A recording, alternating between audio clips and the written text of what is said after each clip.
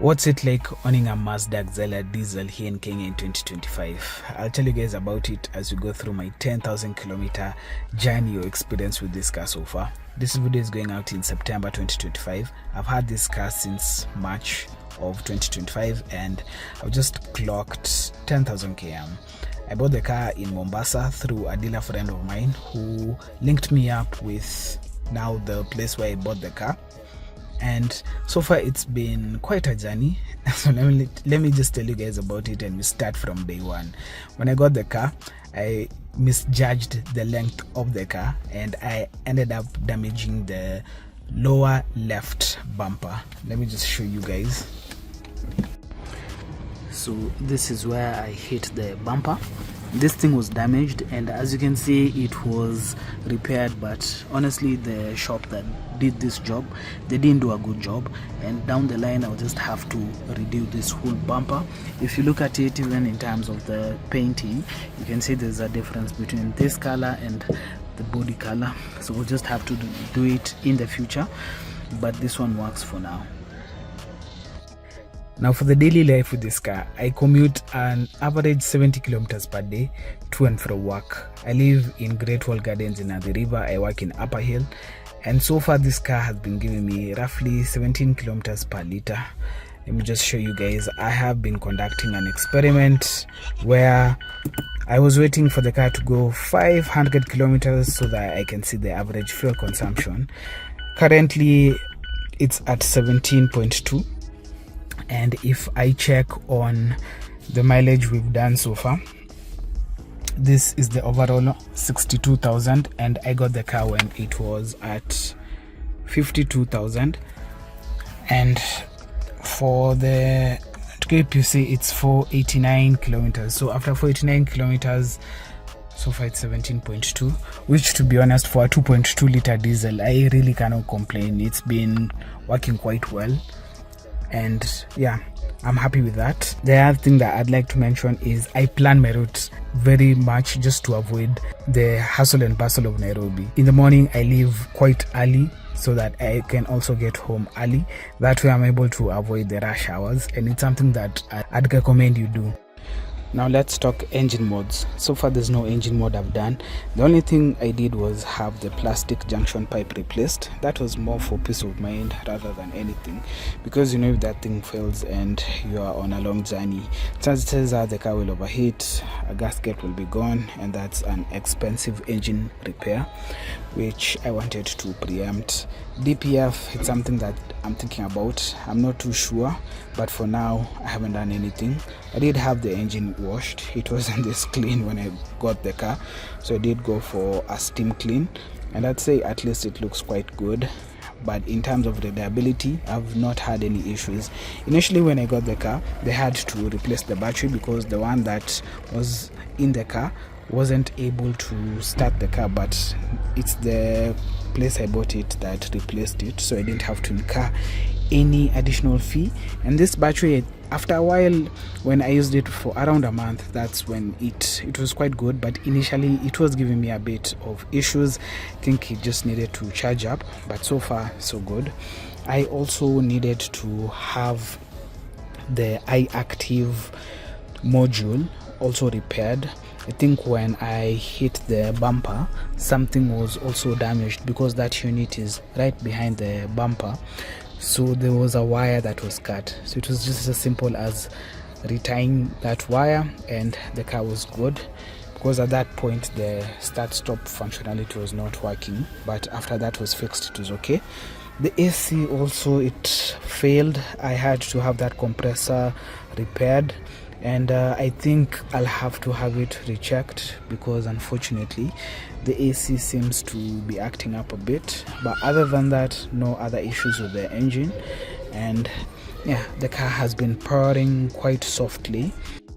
So far I've done service twice on this car, when I initially got it in Mombasa, as well as after around 6,000 kilometers. Now when I did it in Mombasa, here they made the mistake of using the 15W40 oil, which was quite heavy. So in terms of consumption, the consumption was horrible. I was getting between 13 and 14 kilometers to the liter, which was something I could not understand. So when I redid the service, we used 5W40, and that one has really improved the fuel consumption. So that's something you'd also need to consider. Avoid 15W40 at all costs.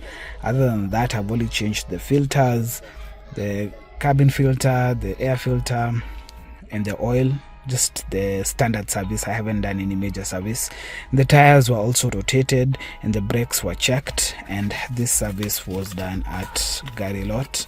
They are along Thika Road. I'd recommend them honestly. The service was okay, no complaints. The AC again, it's been acting up. That's something I'll have to have redone when I go for service the next time. For interior upgrades, I'm here at the back seat because that's the only place I've done any upgrades.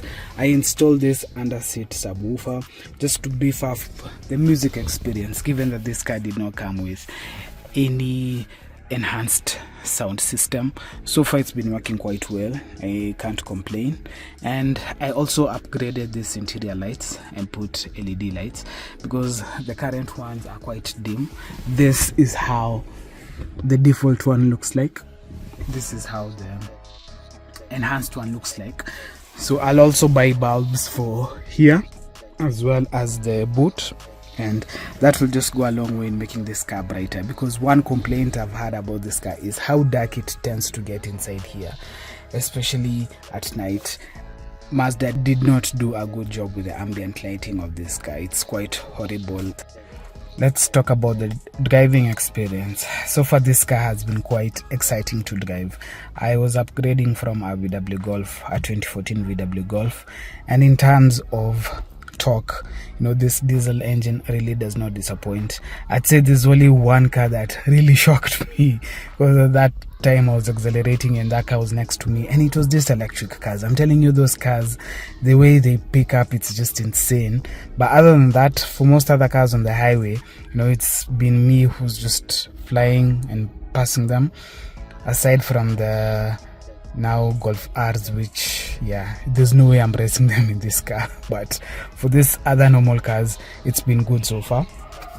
I'd say it does take some time just getting used to how long this car is, as you can see there. And after having that harsh learning experience in the first day, automatically I just became more cautious, and I was able now just to capture that length and get used to it quite fast, because I didn't have an option. But it's something that if you're coming from a shorter car, you'll notice immediately. In terms now of consumption, again, we said that's good. And I'd say now the other thing is just how low this car is. I did a video on living with the low ground clearance. It's on the channel, but something that you just have to consider. You can't go everywhere, and you have to plan your route accordingly. I am also considering a metal sump guard moving on in the future, but so far the roads I've been using, they haven't had an issue.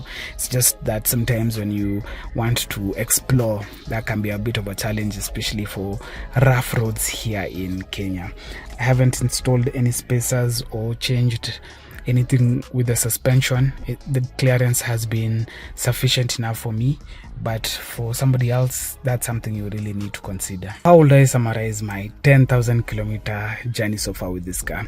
I'd say it's been above average.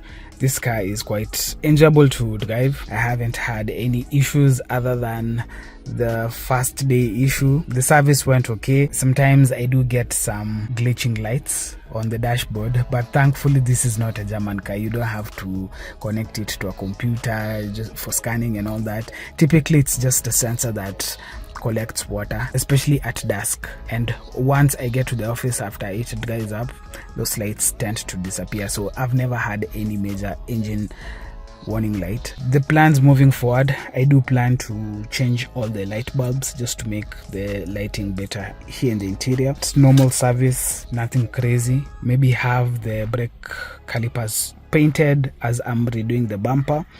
And in terms now of the DPF delete, it's something I'm considering, but it's not a priority so far. I was also playing around with doing a stage 1 tune. I'd say for the foreseeable future, I'll just be running the car as it is, continue enjoying the performance as well as fuel economy, and in case anything comes up, I'll be sure to let you guys know. Would I recommend this car to someone? Yes, I would, but you really have to consider that ground clearance. I'd say that's the biggest consideration, as well as the mileage that you'll be covering. Given that this is a diesel, I'd prefer you use it if you're covering quite a number of kilometers, as opposed to using it just for a very short distance. And that's just to ensure that the engine doesn't let you down. Other than that, no complaints. This car has been working quite well, and I think that for somebody who is operating in the same scenario as me, you can definitely go for this car. If you're covering less kilometers per day, I'd prefer you go with another car. Diesel has been quite economical. So we come to the end of the video. Thank you guys for watching. I'll catch you guys in the next one. Bye for now.